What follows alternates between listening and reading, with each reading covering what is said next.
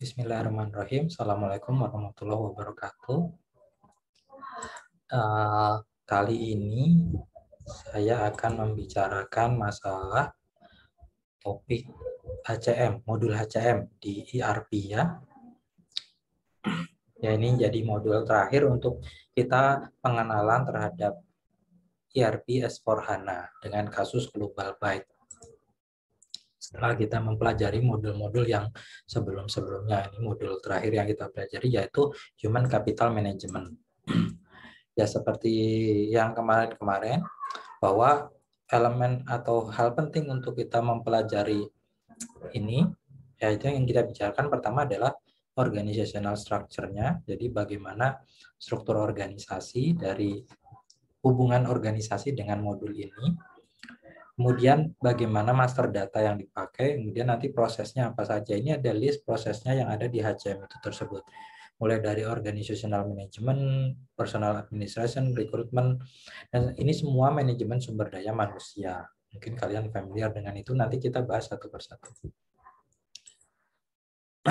Dari sisi organizational structure, ya kalau kita lihat, ini biasanya, kalau kemarin-kemarin kan organizational structure dari si modul-modul lain kan sudah clear ya, menjelaskan bagaimana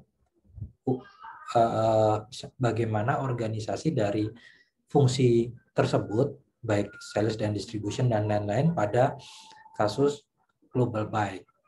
Nah, kalau di sini organizational structure itu betul-betul berhubungan sama struktur organisasi di situ. Jadinya seperti itu hubungannya. Jadi bagaimana struktur organisasi dari si perusahaan institusi enterprise tersebut. Jadi di sini namanya ada enterprise structure. Ini represent formal dan financial structure dalam company. Jadi kalau di sini yang jadi istilahnya di sini yang struktur organisasi yang kita sering kenal dengan bagan struktur organisasi, di sini enterprise structure namanya. Jadi di sini nanti setiap orang, setiap karyawan itu harus punya posisi dalam enterprise structure. Dia di mana, jobnya apa. Ya, kita sudah tahu klien itu adalah klien dari ERP, yaitu perusahaannya, Global Byte, dan seterusnya. Ada personal area mungkin yang berbeda.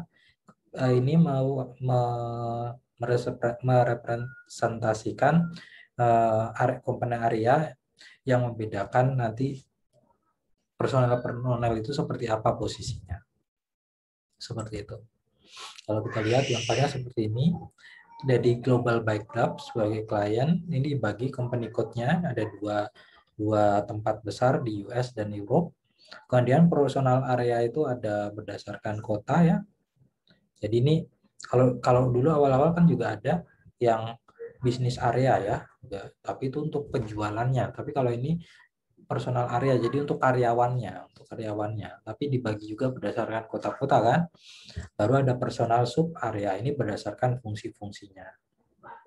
Gitu. Nah, kita lihat di sini ada yang komplit dari mulai eksekutif, finance, HRD, IT, MM, purchasing, production. Ada yang isinya cuma sales, purchasing, material management. Ada yang bahkan cuma sales, material management tanpa purchasing. Ya, dari sini kita bisa lihat sebenarnya kelihatan. Yang ini tuh biasanya di sini dia cuma outlet penjualan, sales saja. Nah, kalau yang di sini dia headquarters biasanya, kantor pusat, seperti itu. Nah, personal structure ini menggambarkan posisi karyawan dalam perusahaan, secara fungsinya itu apa, divided by group dan subgroup.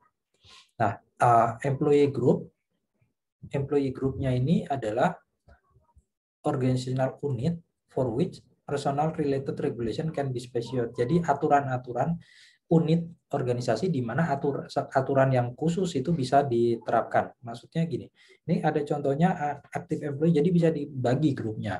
Grupnya tuh ternyata di sini karyawan yang aktif, karyawan dari luar, sama karyawan yang retire.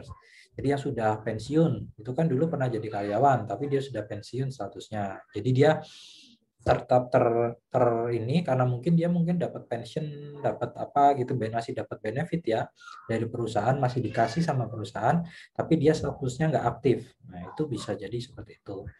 Terus ada yang eksternal ini justru dia gini, dia bukan karyawan, dia istilahnya bukan karyawan tetap atau gimana, tapi dia bekerja di situ. Jadi posisinya dia bisa masuk. Kan kalau retires itu dia terdaftar sebagai karyawan dulu, tapi sudah nggak bisa masuk kantor kan, sudah nggak masuk kantor. Kalau yang eksternal bisa jadi dia masuk kayak seperti misalnya vendor atau konsultan kayak gitu. Mereka membantu pekerjaan atau karyawan kontrak, hire mahasiswa magang. So, seperti itu loh. Mereka kan bisa bekerja di situ, tapi statusnya nggak mendapatkan gaji atau benefit seperti yang tetap. Ada yang aktif ya jelas yang aktif yang mendapatkan benefit juga. Aturannya kan bisa berbeda-beda. Nah, kemudian ada subgroup. Ini unit within the employee group di mana personal recruitment are specified.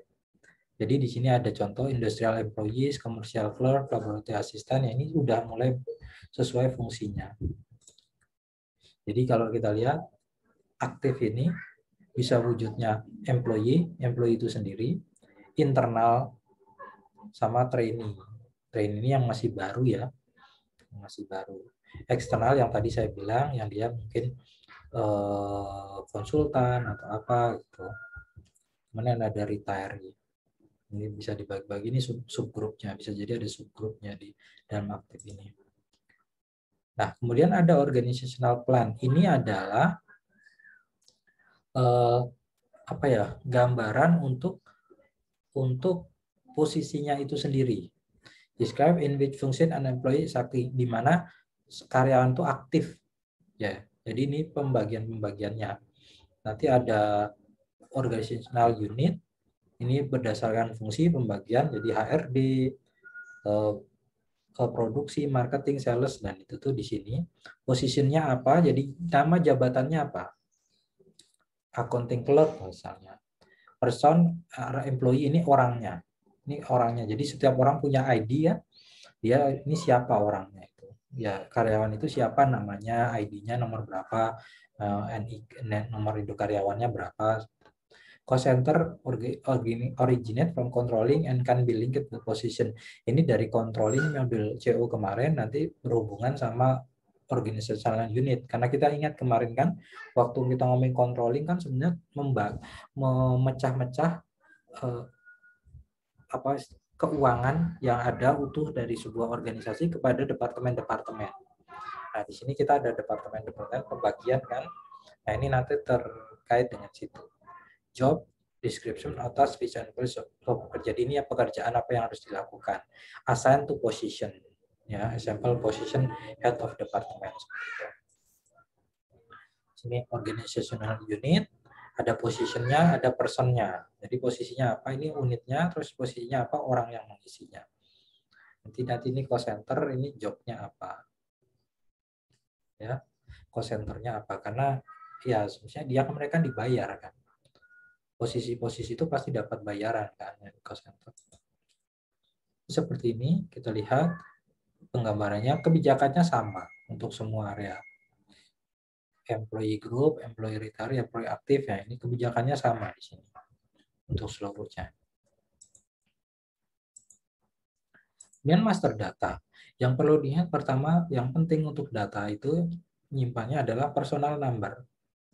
Personal number. Jadi ini nomor si used in SAP as a central device for an employee. Ini dipakai oleh employee. Jadi setiap employee punya personal number. Ya. Berdasarkan ini. Jadi seperti nomor induk karyawannya lah. Nah, terus ada reference personal number. Help to map different contractual relationship. Create an extra employee again in the system with a new personal number. The old personal number serves as a reference personal number. Certain data can be assigned to the new number. Nah, ini gini posisinya. Jadi setiap orang itu dia dapat personal number satu kali waktu dia mulai waktu dia bekerja di situ, entah posisinya apa. Tapi dalam perjalanan karirnya kan dia bisa posisi yang berbeda-beda. Bahkan dia bisa pindah cabang. Nah, reference personal number itu nanti dia akan terkait posisinya saat ini. Jadi personal number ini dia bisa punya lebih dari satu. Jadi kalau dia pindah posisi atau dia menjalankan dua posisi yang bersamaan, dia bisa punya personal number yang berbeda. Tapi person ID-nya, personal number, punya reference personal number yang berbeda. Tapi personal number-nya ID-nya itu sama, satu. Sekali. Ya seperti itu ya. Ya ibaratnya gampangnya kita sebagai warga negara Indonesia itu punya satu ID. Punya satu ID. Jadi dia kalau punya KTP lah satu, tapi kan nanti dia begitu kerja di satu tempat dia dapat nomor, kerja di tempat lain dapat nomor, posisi-posisi dia dapat nomor-nomor masing-masing seperti itu. Nah kemudian ya ini bentuknya ya, type-nya seperti apa, info type itu info type ini untuk menggambarkan tipe-tipe aktivitas atau yang ada dalam organisasi tersebut untuk memberi kode-kode. Untuk kode-kode, contohnya vacation itu apa, health resort, info type-nya apa, parental leave itu kan apa, tipe-tipe kegiatan yang berhubungan dengan karyawan itu sendiri, dengan SDM. Absence itu ada note di penamaannya. Info type are time dependent, jadi memang ini sesuai waktu ya, sesuai waktu. Kan karena apa? Karena ya namanya pekerjaan kan pasti ada sesuai waktunya kan, kita berjalan sesuai waktu. Kemudian ini bisa diisi langsung caranya ya, bisa diisi langsung, bisa otomatis info tab itu.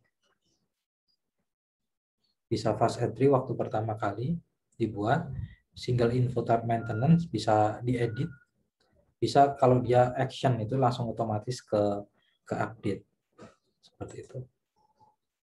Nah, kemudian itu awalnya, sebenarnya kita ngomong prosesnya.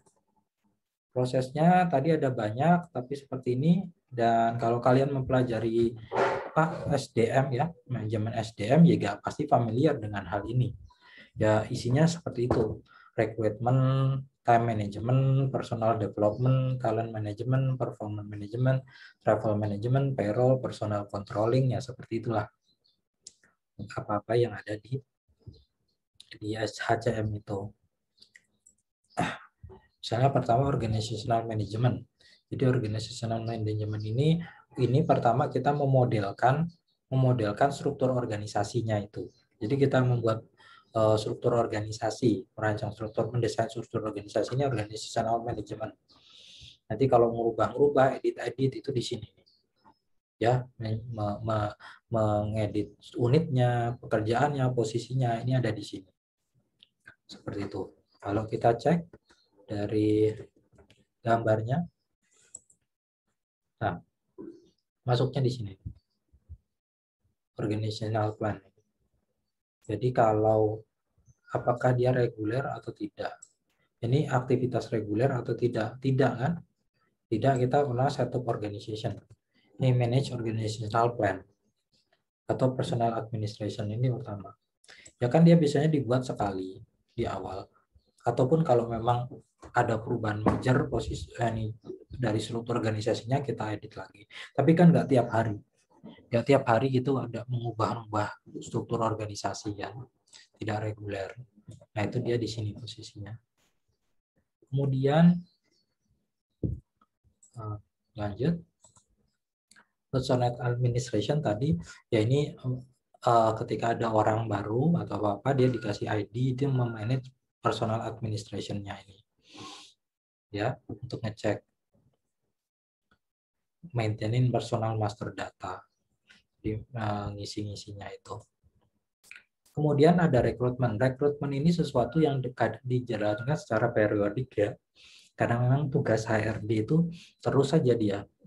Walaupun dia pelaksananya tidak bisa jadi tidak tiap hari, misalnya dalam setahun 6 kali atau apa, tapi siapa tahu bisa jadi dia terus-terusan sesuai programnya. Nah di sini rekrutmen kan terus saja, misalnya ada orang yang keluar, ada orang yang pensiun, dan dia harus segera diisi. Nanti di sini ada proses rekrutmen. Rekrutmen itu proses untuk apa istilahnya, mencari orang untuk nantinya bisa diharapkan bisa mengisi posisi yang kosong. Nah, ini bisa jadi recruitment, choice and selecting rangkaiannya tuh nanti bisa eksternal, bisa internal. Masing-masing punya kelebihan dan kekurangan ya. Kalau eksternal itu kan berarti kita ngambil dari luar. Kelebihannya biasanya fresh blood, maksudnya darah baru, darah segar. Mereka tuh punya belum terkena, masih segar idealismenya. Jadi bisa memberikan perubahan. Ya, tapi ya kita harus mendidik juga agar mereka sesuai dengan cara kerjanya di sini. Oh, yang internal recruitment itu biasanya sudah pengalaman. Jadi internal recruitment itu ya dari dalam, tapi misalnya untuk promosi atau beda cabang misalnya kayak gitu. Kelebihannya mereka sudah paham, tapi ya mungkin ya gitu sudah terbiasa, jadi tidak ada sesuatu yang baru. Develop or data, tapi ahli ya. Develop or database for applicants, jadi diisi database-nya, kemudian administrasi posisi-posisi yang kosong. Jadi kemudian, oke, ini kemudian kita lihat bagaimana meng-assign posisi-posisi atau orang-orang kepada struktur organisasi. Nah, ini bisa grupnya itu bisa dari sini, tadi internal atau yang eksternal. Misalnya seperti itu. Nah, kalau ini internal bisa dari employee, leading employee, sama spesialis. Nah, seperti itu. Aplikan data, ini data-data untuk aplikan. Aplikan itu orang yang menginginkan aplikasi untuk rekrutmen. Ya, ini bisa jadi kita masukkan semuanya. Nah, rekrutmen proses itu biasanya dari mulai buka vacancy, lowongan, terus nanti diiklankan, job advertisement, terus ngumpul aplikan datanya masuk, terus di profile match, sama kemudian hiring as employee. Dicocokkan apakah sesuai enggak. Prosedurnya seperti itu. Jadi ada global, ada lokal atau prosedur for each vacancy. Jadi ada seperti itu ya.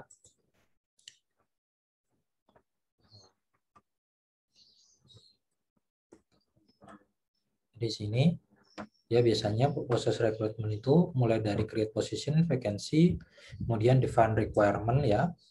Requirement-nya apa? Terus kita mau menentukan posisinya sudah requirement-nya, terus mau internal atau eksternal. Eksternal, yes. Kalau eksternal berarti post job advertisement, jadi iklan.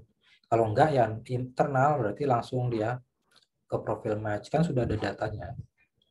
Kalau ini eksternal ya post job, terus nanti mengkolek aplikan datanya, terus nanti ada selection, ada yang global sama lokal. Global itu biasanya ya standar ya, yang umum, umur, kelakuan baik gitu. Tapi nanti lokal ini udah mulai jurusannya apa dan lain-lain karena disesuaikan dengan posisi yang kosong. Nanti terus mempersiapkan aplikan kan, baru mulai di sini. Nah, nanti tinggal di hire.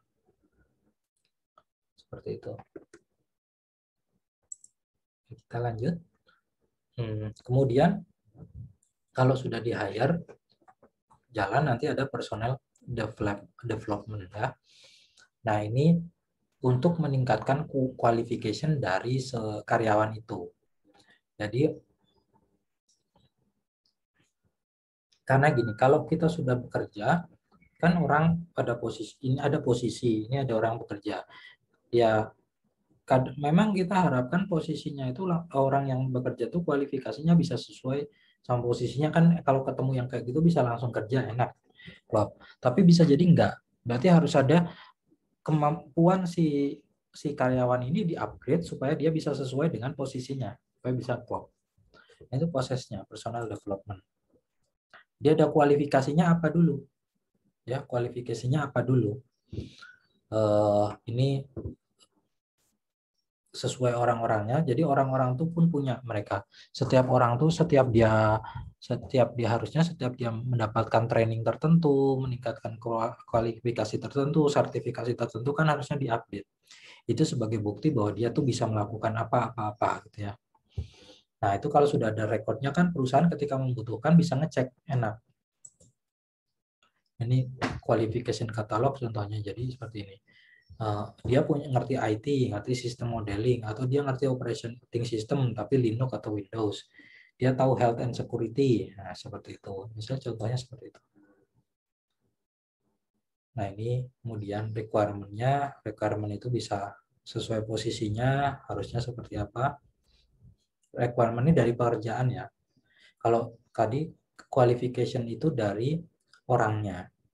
Jadi orang tuh punya kualifikasi, jabatan tuh punya requirement.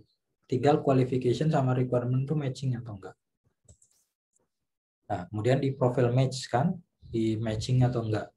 Ya, nanti ada posisinya tadi requirement sama qualification, orang punya kualifikasi, jabatan punya requirement. Nanti tinggal gimana? Apakah yang bagus kan kalau sama nih. Kalau sama berarti kan kualifikasinya sesuai. Tinggal orangnya tinggal di posisi masukkan aja posisi situ. Tapi yang bisa jadi terjadi itu under kualifikasi atau over kualifikasi. Ya itu juga bisa terjadi. Under kualifikasi berarti kualifikasi orangnya tidak sesuai dengan requirement-nya. Ya pilihannya apa? Kalau ini ya pilihannya bisa jadi ya memang nggak diterima. Atau pilihannya dia ditingkatkan. Seperti itu. Kalau dirasa oh tetap nggak ada pilihan lain ya dia harus ditingkatkan. Nah, sedangkan kalau requirement are lower dan qualification bisa jadi terjadi. Nah, itu dikembalikan kepada si orangnya. Kalau perusahaan kan ya mau dia sudah berlebihan kan, tapi orangnya tuh, tapi kan setiap posisi itu bisa jadi ada gajinya, ada benefitnya kan beda. Mau nggak sih orang ini dengan kualifikasi yang tinggi dia dapatkan benefit yang selevel di bawahnya?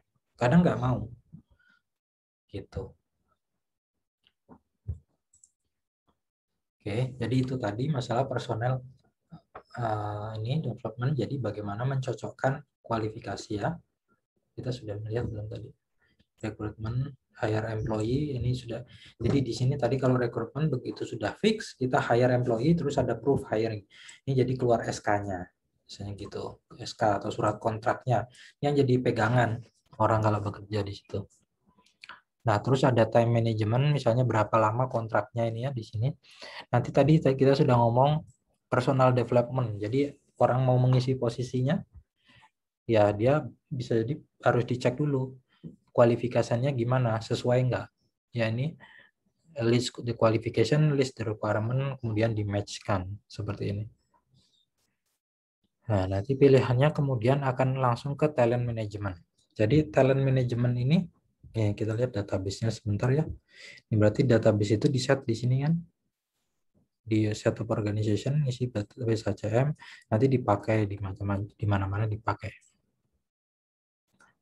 Tuh. Oke, talent management kita cek lagi coba. Sekarang ngomong talent management. Ya, seseorang itu kan diharapkan bekerja itu lama kan sampai pensiun gitu.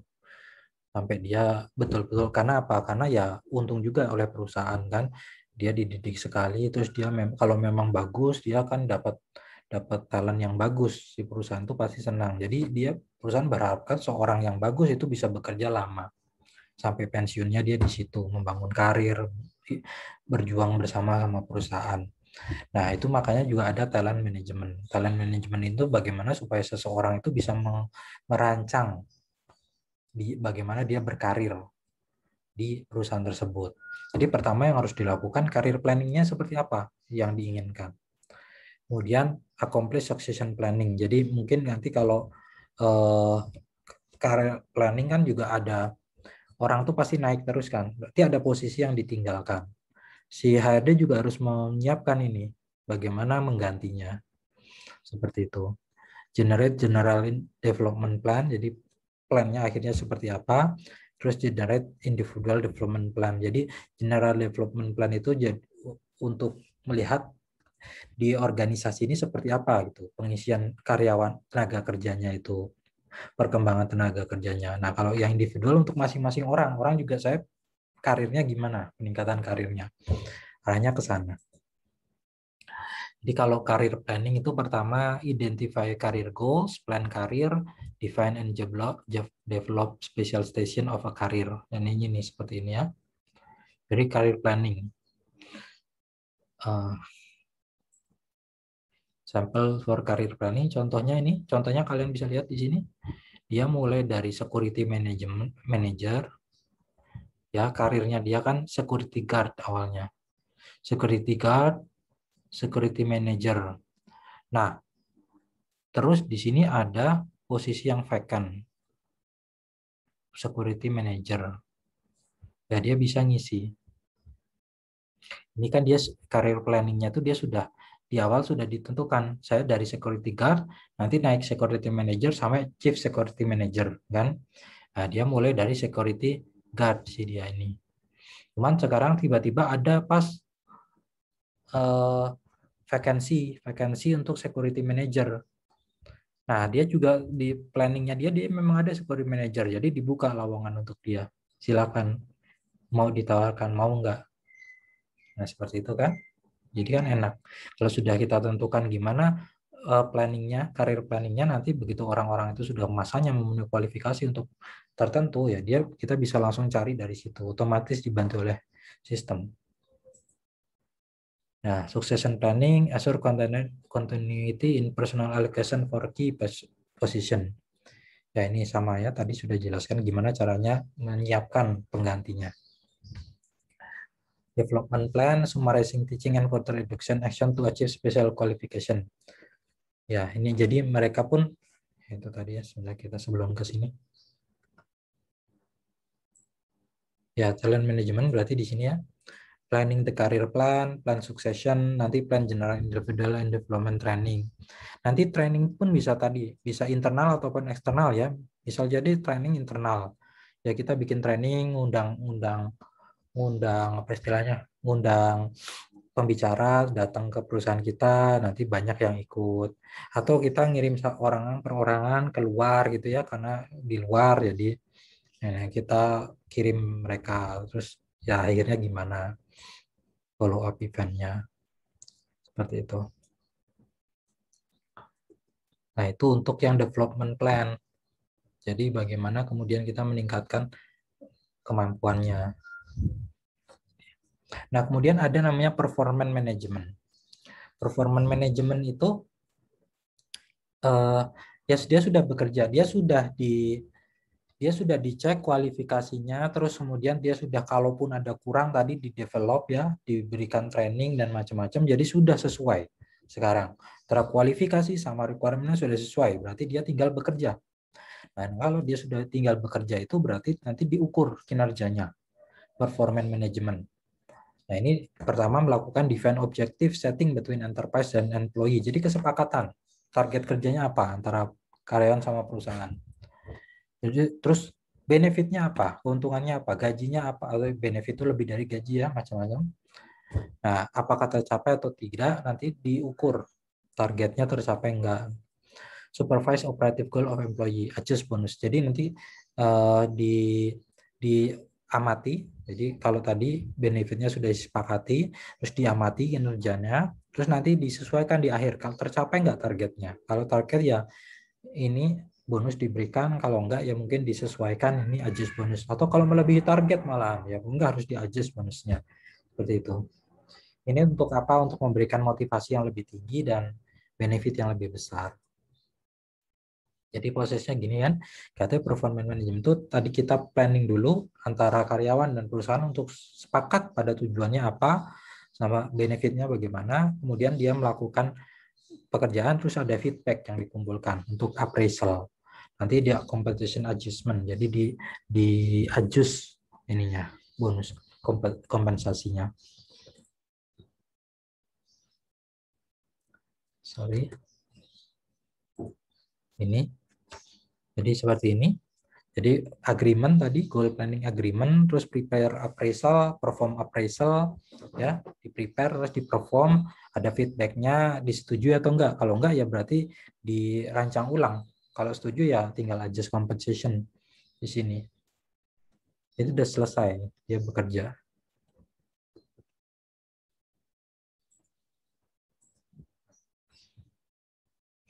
Nah, tinggal kita bisa ngecek ya. In order to display a performance feedback process, appraisal and setting may have different status. Jadi ini bisa di sini. Bisa dicek posisinya lagi di prepare, di proses, atau sudah selesai. Ini ya. Template-nya.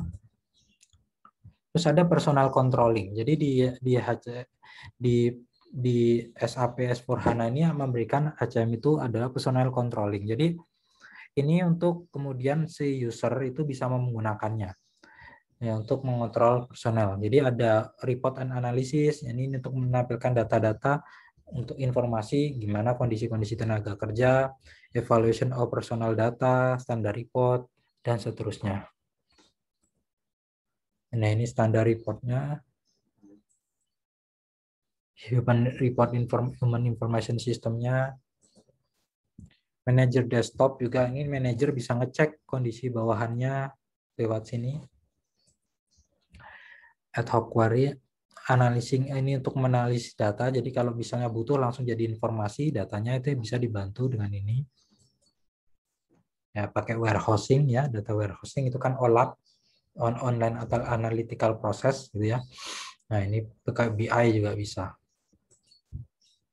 Nah, kemudian ada namanya employee self service. Nah, ini untuk karyawan tuh kalau sekarang modelnya kan gitu. Karyawan tuh kalau mau traveling, mau apa itu sudah disediakan, mereka ngajukan sendiri. Ngajukan sendiri, nanti atasan tinggal approve atau tidak. Nah, ini juga disediakan di situ. Managing self service ya untuk ini. Self service-nya. Nah, seperti itu. Baik, kita lihat prosesnya. Ya, ini jadi kalau ini paralel selama dia menjalankan tugasnya, terus dia diamati di performance-nya, kinerjanya, nah si karyawan tuh bisa kemudian melakukan update atau change data personelnya. Kalau misalnya dia menikah, punya tunjangan baru, terus punya anak, itu kan berbeda tunjangannya. Nanti dilaporkan, bisa dianalisis. Nah, analisisnya ini kita bisa pakai untuk employee self service, akhirnya bisa si karyawannya itu sendiri memanfaatkan hasilnya penilaiannya itu, atau manajer untuk melihat bawahannya seperti itu. Habis itu selesai. Nah, itulah tadi proses bisnis yang ada di HCM, di SAP S/4HANA gitu ya. Artinya itu yang umum untuk proses HCM itu seperti itu. Bisa ada rekrutmen, ada apa, dan seterusnya, itu umum. Walaupun nanti kebijakannya mungkin beda-beda tergantung perusahaan juga berbeda-beda kan, tapi biasanya untuk proses HCM seperti itu. Nah, ini di ujung-ujungnya kan adjust compensation, terus nanti dibayarkan oleh pihak CO atau FI, itu kan dibayarkan gajinya per bulannya. Yang seperti itu, semoga bermanfaat dari saya. Sekian, Assalamualaikum warahmatullahi wabarakatuh.